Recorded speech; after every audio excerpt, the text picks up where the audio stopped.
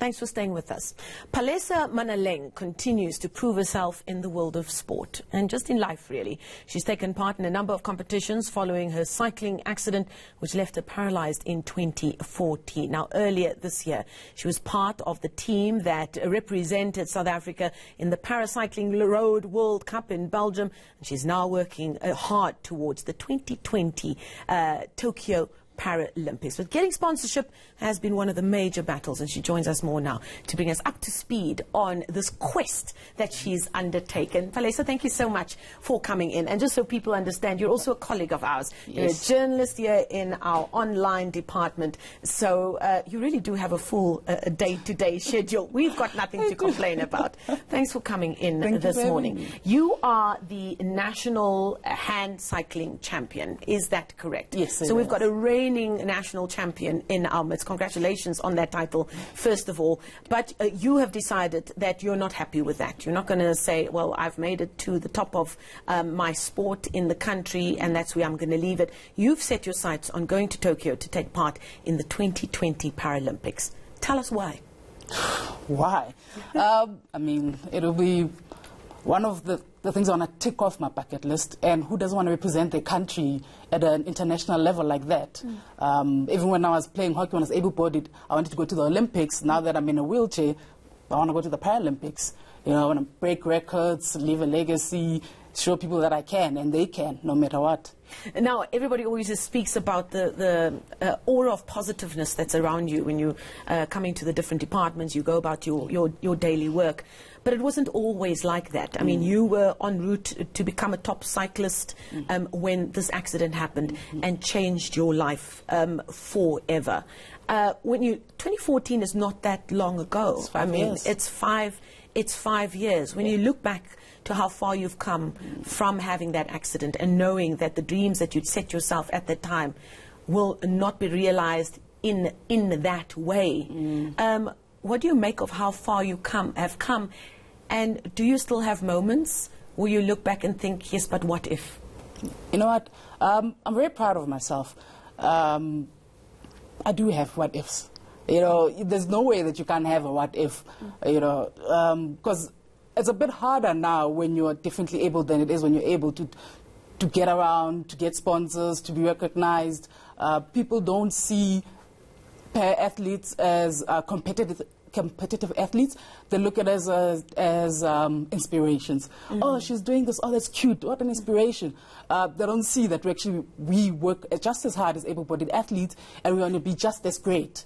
You know, I think that, you know, the biggest challenge for me is getting to competitions, the training, things like that. And I think to myself, if I was able-bodied, I'll just take a bike and throw them in a taxi and just go to the competition. So, you know, it's easier to move around. Now I have to think about everything. Who's going to go with me? Because I need assistance. Who's going to help me put the bike together? So it's constantly trying to figure out what's the next step with someone else and who's going to be that someone else to be with me continuously. Now, take us through a normal day. I mean, you are a top athlete, which means that a normal day is not normal compared to perhaps my day. Now that you're in training, you've got various competitions you're preparing for, take us through an average day for you, which includes work here at ENCA as well. And school as well. Indeed. Yes. So an average day, because I'm a student at UJ, I'd wake up in the morning, train for 3 hours. From training, head to class for maybe pick 2 classes. From there, come to work.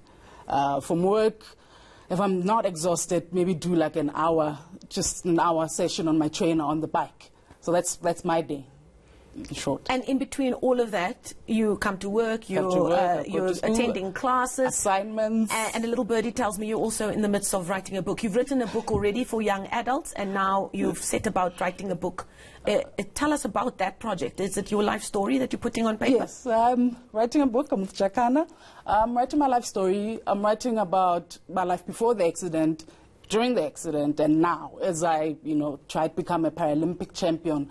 You know, I'm writing that journey in my own words and how it has affected me and how my accident is maybe who I am right now. Now, speaking of that journey, I mean, the fact that you're writing a book now means that you've lived a lot of a life already by 2019, but there's still so much to come. Tell us what we're looking at your story.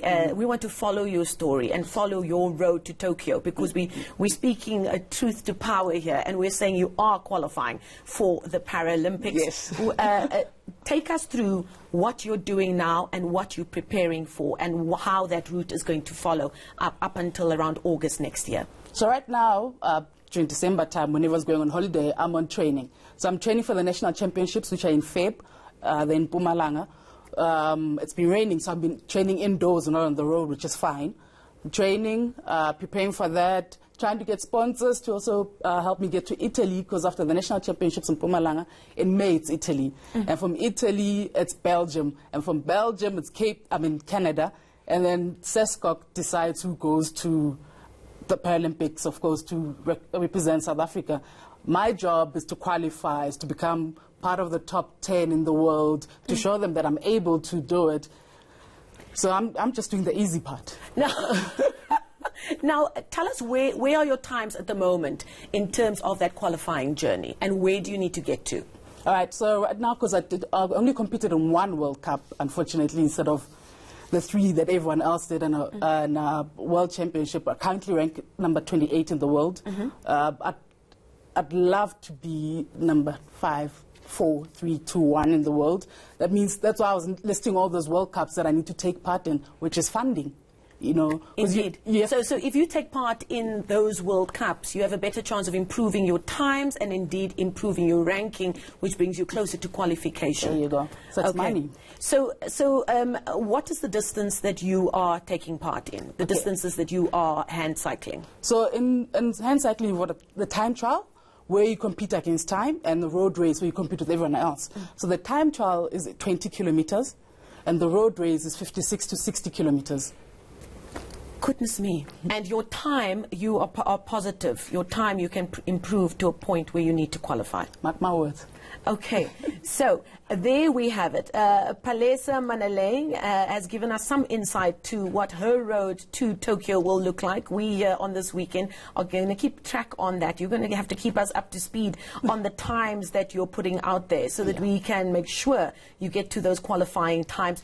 Do you need to get just one qualifying time, or do you need to take part in all of those events to ensure that you have the safest journey to qualifying for the Olympics? All of them. All of them. Let's be safe rather than sorry. On all of them, you know, the World Championships is the place to be. But obviously, to get to the World Championships, you take part in Italy first. So I want to go to all of them. I need to go to all of them. To ensure that you don't just qualify, but you're also in the best possible shape to try and get a medal in Tokyo as well, because you're not just going there on holiday, are you? So now, we always hear that even those of our athletes who are taking part in continental events, as well as going to the Olympics, there's always issues around funding, organizations from the federation's point of view. But the point is, most South African athletes know that a lot of this is up to them, and they need to make it happen. People are watching right now. They want to get involved in this road to Tokyo. Palesa, where can they find out more? How can they get in touch with you? Well, I'm easy to find. All over social media. All over social media. On Facebook, on Twitter, on Instagram. I use the same name. DJ Manaleng. It's DEEJAYMANALENG. I would give you my number then, but let's not push it. Let's not push it. And Palesa is very active on social media. Believe me, I follow her. And if you want to just watch her journey as well, as we will here on this weekend, please hit up that handle, DJ Manaleng, DEEJAY, on social media, so that we can indeed also be part of this journey. And 2020 Paralympics, we'll see you there. Thank you so much, Palesa, for coming.